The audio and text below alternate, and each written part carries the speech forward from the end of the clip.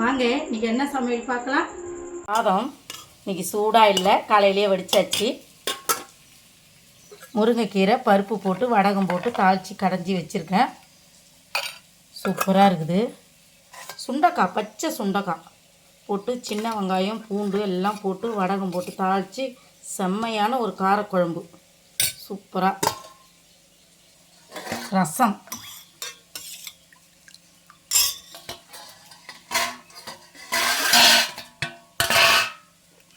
தயிர் தாளித்து வச்சுருக்கேன்.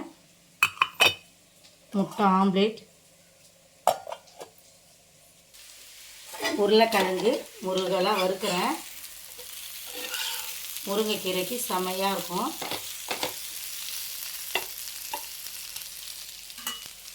எறா வறுவல்,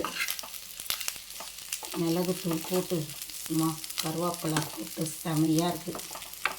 எறா சாப்பிட கமலாப்பழம். இன்றைக்கி சமையல் அவ்வளோதான். வீடியோ பார்க்குற எல்லோரும் மறக்காமல் சப்ஸ்கிரைப் பண்ணுங்கள். வாங்க சாப்பிட்லாம்.